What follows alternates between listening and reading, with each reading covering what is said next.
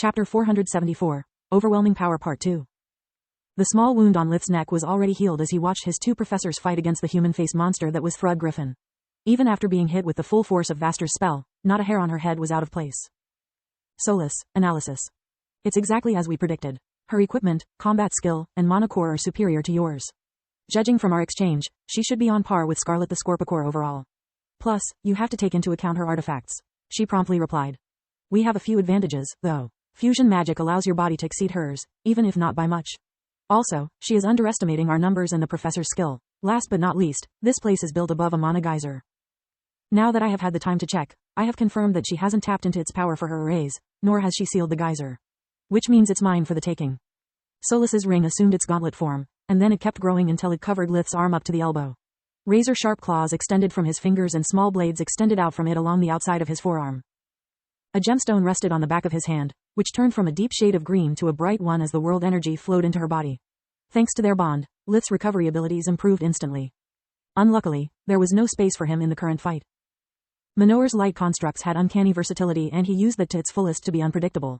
They would constantly turn from weapons into shields, or even into some kind of exoskeleton whenever Thrud forced him into close combat. Vaster had never been blessed with a nimble body, but he had long since learned how to overcome that limitation. His Tier 5 air spell glide allowed him to fly around the room with great speed without sacrificing finesse.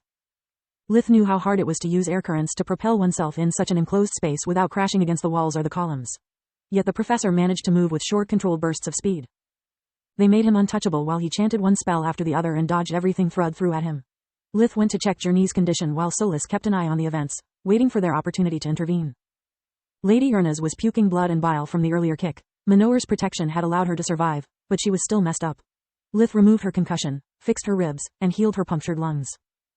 Don't waste life force on me, Journey said as she felt her strength returning. That woman is beyond anything I can do, whereas with your spells you might make a difference. Lith ignored her words since it was Solus's mana geyser empowered invigoration providing her treatment.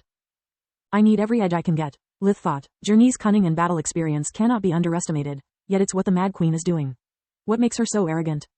The answer came in the form of a joyous laugh. A snap of Thrud's fingers conjured one of her Tier 5 personal spells, Raging Griffin. It made a small tornado appear around her which drew everything inside the room that wasn't bolted to the floor towards her. The pull it exerted was sudden and powerful, making Manoar almost lose his footing. Thanks to his hit-and-run tactics, Vaster wasn't as affected but he had other problems to worry about. The tornado was sucking the air away, making chanting harder. It wouldn't have been much of an issue, if not for his need to avoid being pulled toward Thrud and dodge the sea of corpses which were now spinning around the room. All of Thrud's clones were being lifted off the ground and turned into deadly projectiles. Thanks to their enchanted clothes, the corpses would deal no damage to the professors, but the impact would break their focus or maybe even drag them into the whirlwind. Thrud's spell consisted of countless airblades spinning around their master with enough speed to generate the tornado and blend everything it touched into a puree.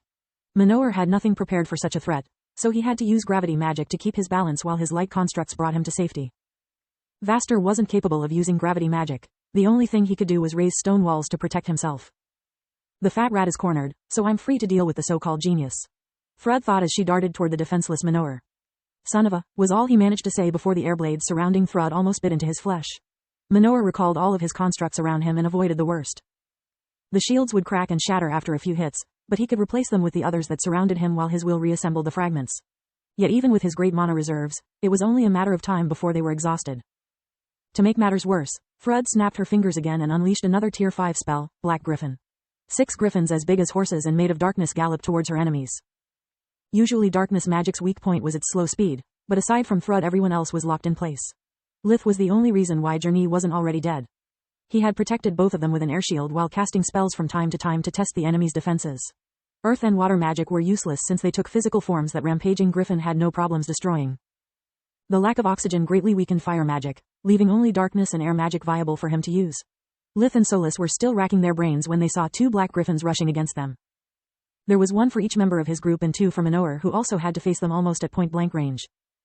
This doesn't bode well, he said as the summoned creatures ripped through his barrier faster than he could reform it. Save yourself, you idiot. There's no point in dying together, Journey snarled while trying to push Lith away.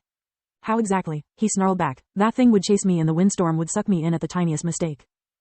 Lith shot a barrage of plague arrows towards the griffins. It slowed their advance and reduced their size but it didn't stop them.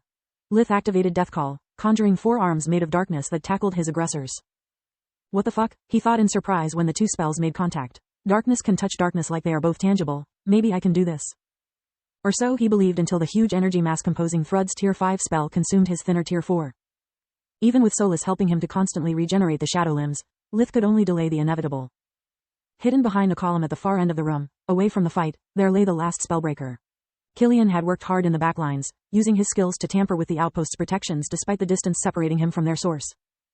Short-distance warps are now possible, he yelled as he blinked to the other side of the room. The black griffin chasing him didn't stop in time. It crashed against the layers of runes which sealed the area and disappeared in a puff of smoke.